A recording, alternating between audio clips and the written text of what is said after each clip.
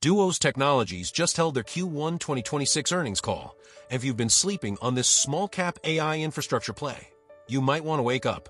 We're breaking down the 10 most important takeaways from the call, counting down from number 10 to the single biggest thing investors need to know. Let's get into it. Coming in at number 10, Duos launched a brand new division called Duos Technology Solutions, and it's already gaining serious traction.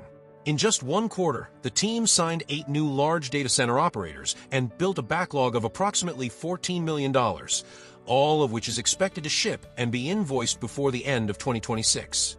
This asset-light business was created to reduce procurement costs internally, but it's now opening up a whole new revenue stream. At number 9, the company's legacy rail division divestiture is moving forward. A fairness opinion is currently underway, expected to wrap up in Q2. This is a deliberate, strategic move. Once complete, it will free up capital, reduce overhead, and let management laser focus on the high-growth data center opportunity. Number 8 is potentially one of the most intriguing wildcards in the story. During the Q&A, an analyst flagged an FTC filing suggesting Elon Musk may be acquiring APR Energy, the same company in which Duos holds a 5% equity stake. CEO Doug Recker confirmed it's the same company, but couldn't comment further. Depending on how that deal shakes out, Duos could see a meaningful windfall from that stake. Number 7 is all about the balance sheet. After closing a $65 million capital raise in March, Duos ended Q1 with $33 million in cash. On top of that, they've already received a $15 million customer deposit in May, with another $3 million pending. The company is well capitalized to fund near-term deployments without needing to raise again soon. At number 6, the Hydro-Host GPU as a Service agreement is the crown jewel of the current business model.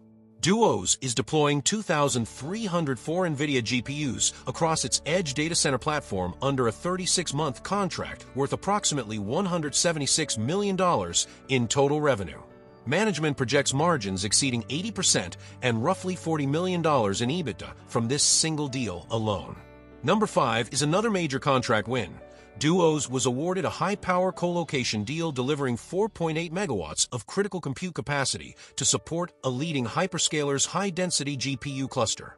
Together with the Hydro-Host deal, this establishes 2 complementary, high-margin revenue streams and validates the edge data center platform at real scale. Number 4 speaks to the pace of physical deployment.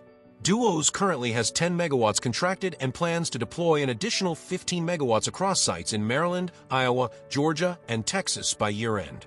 That 25 megawatt target in 2026 is expected to double to 50 megawatts in 2027, reflecting the rapid scaling of the platform. Number 3 is about profitability. Despite lower revenues due to the planned wind-down of the APR Asset Management Agreement, Duos delivered a 59% gross margin in Q1, a significant improvement year-over-year. That was driven by cost reductions and approximately $900,000 in APR equity revenue that came in at 100% gross margin with zero associated cost of goods. At number 2, management laid out a clear bridge to their full-year $50 million revenue target. GPU as a Service is expected to contribute roughly $26 million, largely in the second half. Technology Solutions adds another $26 million from committed backlog. The remaining balance comes from colocation, infrastructure services, and new customer wins. A significant back half weighting means investors need patience, but the visibility is there. And the number 1 takeaway from this earnings call is the broader thesis.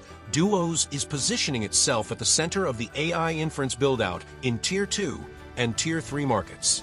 While hyperscalers race to build gigawatt campuses, there's an exploding need for fast deployable 5 to 10 megawatt edge data centers that can go live in under 6 months. Duos targets stranded power in underserved markets, deploys modular infrastructure quickly, and captures long-term recurring colocation contracts. The CEO put it plainly, he has 21 neoclouds on his wall right now who would take capacity today if he had it. The demand is real, the contracts are signed, and the revenue ramp starts now.